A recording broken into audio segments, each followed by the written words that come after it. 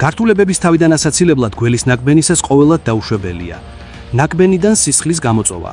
ნაკბენი არის გაკვეთა, მოწვა, ასეპტიური ნივთიერებით დამუშავება, მაგალითად იოდი, ბრილიანტის მწვანე ან სპირტი, ლახტის დადება, ყინულის დადება, სპირტიანი სასმელის მიღება, არ მოიბანოთ დაგბენილი ადგილი.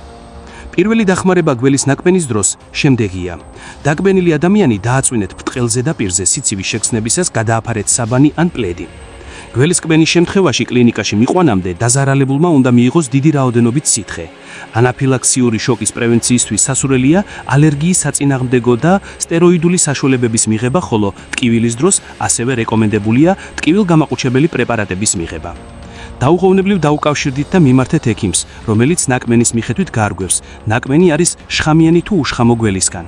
ეცადეთ დაკბენილიც და თამხნებიც იყოთ უშვიდად. დაკბენილ პიროვნებას დაარწმუნეთ, რომ ექიმი ეფექტურად უმკურნალებს და მის სიცოცხლეს საფრთხე არ შეექმნება. დაზიანებული არე უმჯობესია იყოს გულის დონეზე ოდნავ დაბლა. თუ კბენა მოხდა ხელის არეში, მოიხსენით ბეჭედიანად სხვა რაიმე მორთულობა, რაც დაზიანებულ არეზე ან მის ახლოს გიკეთიათ, ვინაიდან ნაკბენისათვის დამახასიათებელია შეშუფება.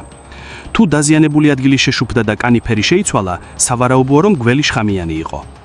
რეგულარულად აკონტროლეთ დაზარალებული სიცოცხლის ნიშნები: ტემპერატურა, პულსი, სუნთქვის სიხშირე და სისხლის წნევა.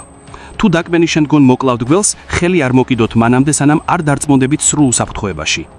თუ გველის მოკვლა ვერ მოახერხეთ, ნუ დაკარგავთ დროს და ზედმეტ ნუ გარისკავთ.